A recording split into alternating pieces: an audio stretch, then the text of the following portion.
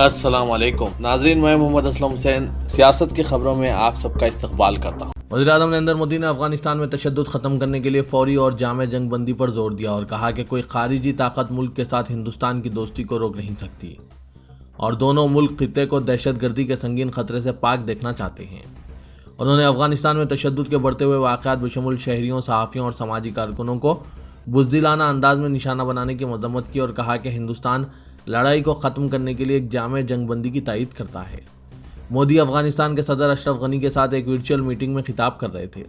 افغانستان میں ہندوستان کی جانب سے ایک ڈیم کی تعمیر کے لیے یادداشت مفاہمت پر دستخط کی تقریب کے موقع پر یہ میٹنگ منعقد کی گئی۔ اس ڈیم کی وجہ سے کابل شہر میں پینے کے پانی کی ضرورت کی تکمیل ہوگی۔ راجیہ سبھا میں اپوزیشن لیڈر اور ایوان والا کے رکن کی حیثیت سے سبکدوش ہونے والے کانگریس قائد غلام نبی آزاد نے آج جذباتی انداز میں وداعی خطاب کیا۔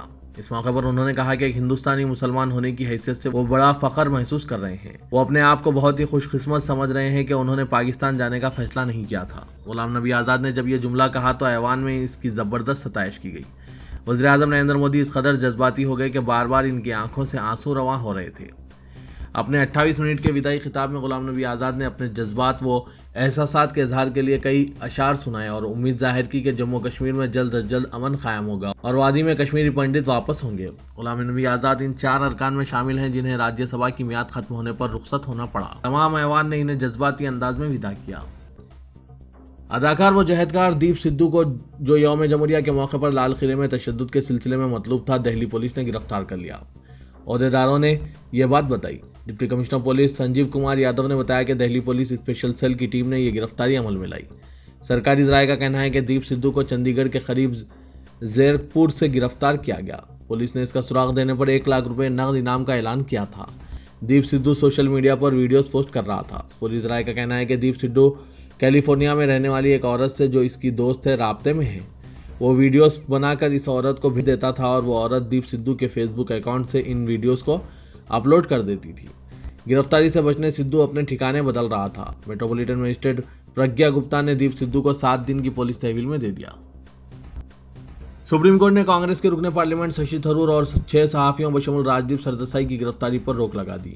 ان افراد کے خلاف 26 جنوری کی کسان ٹریکٹر ریلی کے دوران برپا تشدد کے تعلق سے ان کی مبینہ گمراہ کن ٹویٹس پر FIR درج ہوئی تھی۔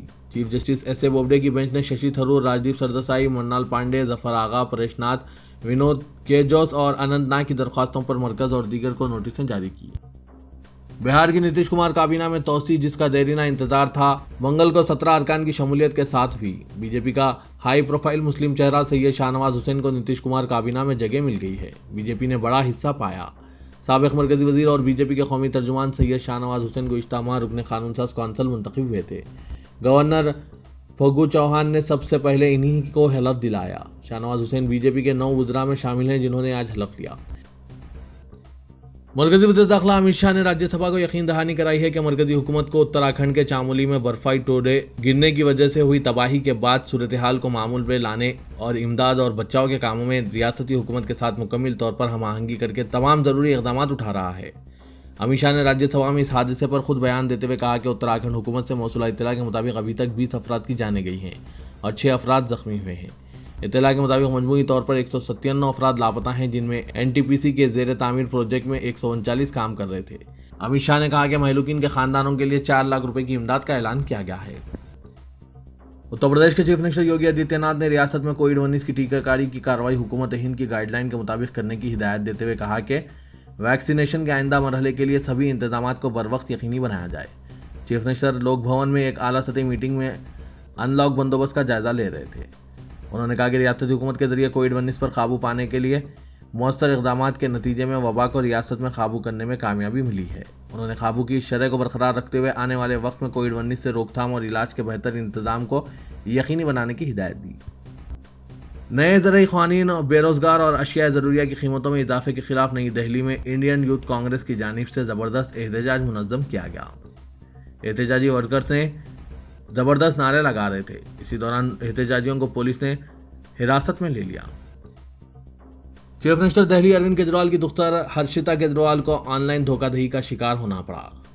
انہیں آن لائن مارکیٹ پلیس پر لوٹا گیا ہے۔ وہ اپنا پرانا صوفہ سیٹ بیچنے کی کوشش کر رہی تھی۔ آن لائن مارکیٹ پلیس پر انہوں نے ایک خریدار سے رابطہ کیا اور دونوں کے درمیان صوفے کی ڈیل طے پائی۔ اس شخص نے ہرشیتا سے کہا کہ وہ QR کو اسکین کرے تاکہ اسے رقم بھیجی جا سکے۔ اس کوڈ اسکین ہونے کے بعد اس ملزم نے پہلے ہرشیتا کے اکاؤنٹ میں ایک چھوٹی سی رقم جمع کرائی جس کا مقصد اکاؤنٹ کی تصدیق کرنا تھا۔ اس کے بعد اس شخص نے پہلے 20,000 روپے اور 14,000 روپے ان کے اکاؤنٹ سے نکال لیے۔ چیف منسٹر ہاؤس کے قریبی ہرشیتا نے اس دھوکہ دہی سے متعلق درخواست داخل کی ہے، جس کے بعد پولیس نے تحقیقات کا آغاز کر دیا۔ اداکار سے سیاستداں بنے شتروگھن سنہا نے اس بات پر افسوس کا اظہار کیا کہ مرکزی حکومت نے اداکار سونو سود کو کسی پدما ایوارڈ سے سرفراز نہیں کیا ہے۔ شتروگھن سنہا نے لاک ڈاؤن کے دوران تارکین وطن کی غیر معمولی امداد پر سونو سود کی زبردست ستائش کی اور انہیں ایک سپر ہیرو قرار دیا ہے۔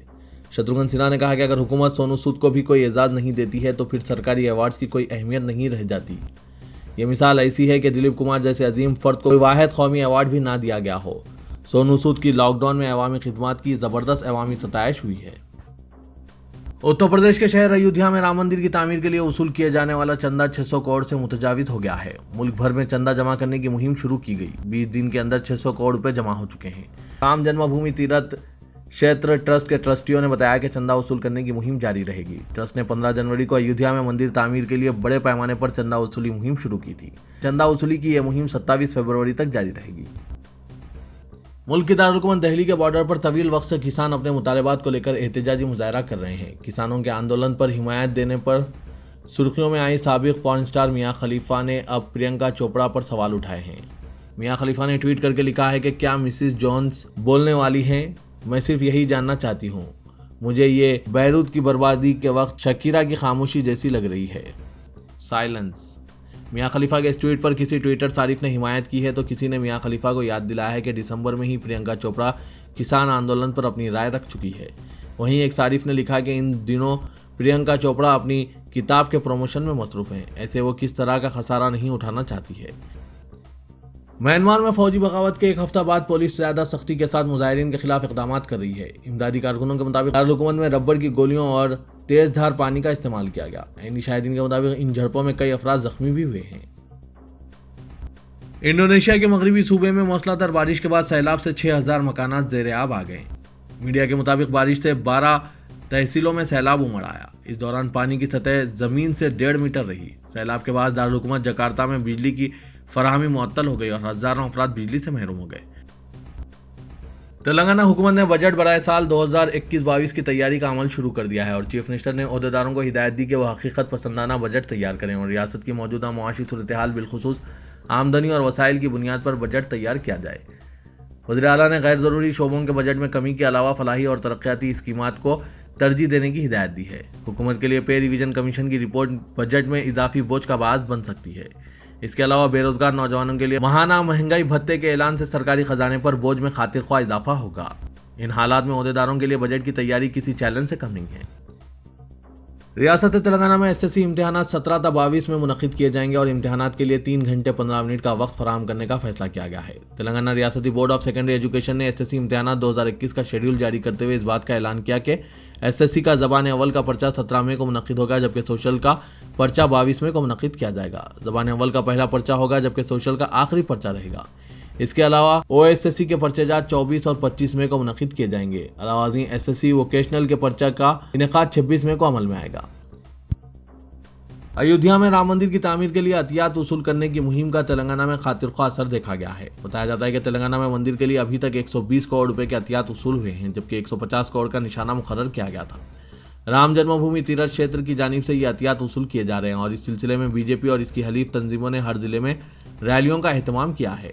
بتایا جاتا ہے کہ ریاست کے 3,000 سے زائد گاؤں میں عطیات وصولی کی مہم کے ذریعے 120 کروڑ روپے حاصل کیے گئے ہیں۔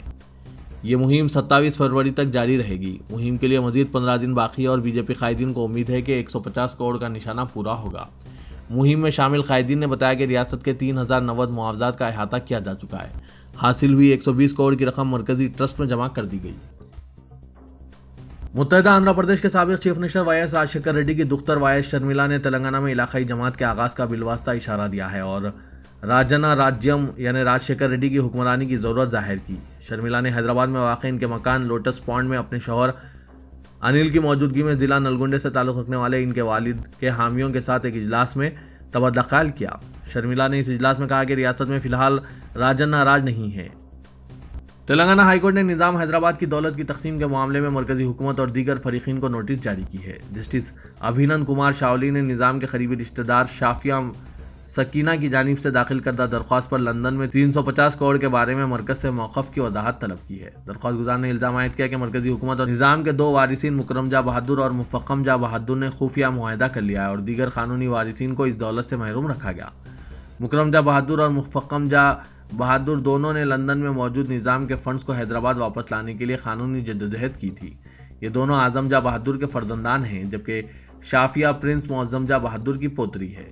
مقدمے میں دونوں قانونی وارثین کے علاوہ فائنانس سیکرٹری، چیئرمین حیدرآباد نظام جیولری ٹرسٹ اور سیکرٹری نظام ٹرسٹ کو فریق بنایا گیا ہے۔ چار مینار کے قریب چھوٹے تاجرین کو معمول اور کرایہ نہ دینے پر غیر سماجی عناصر کی جانب سے ہراساں کیا جا رہا ہے۔ آج ایک واقعہ پیش آیا جس میں دو چھوٹے تاجرین محمد ماجد علی اور محمد ناہید کو گنا نصیر نامی شخص نے اپنے ساتھیوں کے ہمراہ دونوں پر قاتلانہ حملہ کیا۔ بتایا جاتا ہے کہ حملے میں ہاکی اسٹکس اور دیگر اشیاء کا استعمال کیا گیا، جس کے نتیجے میں چھوٹے تاجرین کو گہرے زخم آئے اور انہیں عثمانیہ دواخانے میں شریک کیا گیا ہے۔ متاثرین نے الزام عائد کیا کہ گنا نصیر اور اس کے ساتھی علاقے میں چھوٹے تاجرین پر ظلم و ستم کر رہے ہیں اور غیر مجاز طور پر کرایہ اور معمول وصول کر رہے ہیں اور اس کی عدم ادائیگی پر تاجرین کو ہراساں کیا جا رہا ہے۔ اس واقعے کے بعد چار مینار کے قریب ہلکی سی کشیدگی پھیل گئی۔ زخمیوں کو دواخانہ منتقل کرنے کے بعد حسین علم پولیس نے حملہ آوروں کے خلاف تعزیرات ہند کی دفعہ 307 یعنی اقدام قتل کا مقدمہ درج کرتے ہوئے تحقیقات کا آغاز کر دیا ہے اور شواہد کے لیے CCTV کیمروں کی ریکارڈنگ بھی حاصل کی جا رہی ہے۔ اب شہر حیدرآباد کے چار مینار کے دامن میں بھی غیر سماجی عناصر اور غنڈہ گردی کرنے والوں کی جانب سے ہفتہ وصولی کی جا رہی ہے۔ کیا انہیں پولیس کی سرپرستی حاصل ہے یا نہیں؟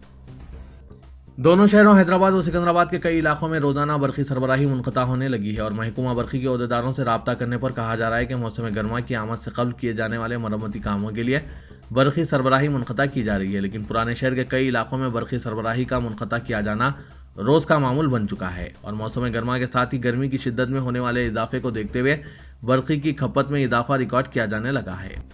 دونوں شہروں میں موسم گرما کی آمد سے قبل برقی سربراہی کی گھنٹوں کے لیے بند کیا جانا عوام کے لیے تکلیف کا باعث ہے اور پرانے شہر کے کئی علاقوں سے روزانہ کئی شکایت موصول ہو رہی ہے۔ گریٹر حیدرآباد کانگریس کمیٹی کی جانب سے صدر نشین تلنگانہ وقف بورڈ اور deputy superintendent archaeological survey of India کو یادداشت پیش کرتے ہوئے تاریخی چار مینار کی مسجد میں نمازوں کی اجازت کا مطالبہ کیا گیا۔ نائب صدر گریٹر حیدرآباد کانگریس کمیٹی محمد راشد خان نے صدر نشین وقف بورڈ اور آرکیولوجی کے عہدیداروں سے ملاقات کرتے ہوئے مسجد میں نمازوں کے آغاز کی ضرورت سے واقف کروایا۔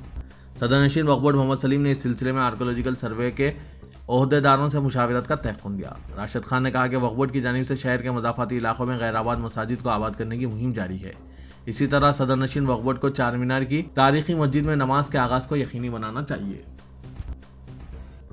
رکن پارلیمنٹ حیدرآباد اور صدر مجلس اتحاد المسلمین اسد الدین اویسی نے آج لوک سبھا میں صدر جمہوریہ کے خطبے پر منعقدہ تحریک تشکر کی مخالفت کرتے ہوئے بجٹ میں حصہ لیا۔ پارلیمنٹ میں اپنے خطاب میں اویسی نے کہا کہ بھارت کی حکومت کو دراصل چین کی فوج کے ساتھ جو برتاؤ کرنا تھا وہ برتاؤ کسانوں کے ساتھ کیا جا رہا ہے۔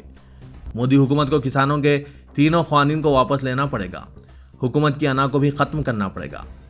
اویسی نے کہا کہ ملک میں آندولن بھی ہوگا، ناانصافی کے خلاف آواز بھی اٹھے گی، دستور کو بچایا جائے گا۔ نریندر مودی اس ملک کے وزیر اعظم ہیں، وہ دہلی سلطنت کے بادشاہ یا جہاں پناہ نہیں ہیں۔ ذل الہی اور جہاں پناہ کا دور ختم ہو چکا ہے۔ مودی کی آنکھوں میں آنکھیں ڈال کر ان کی غلطیوں کو بتایا جائے گا۔ اسد الدین اویسی نے ایوان میں اپنے خطاب میں کہا کہ وزیر اعظم چین کا نام لینے سے ڈرتے اور کانپتے ہیں۔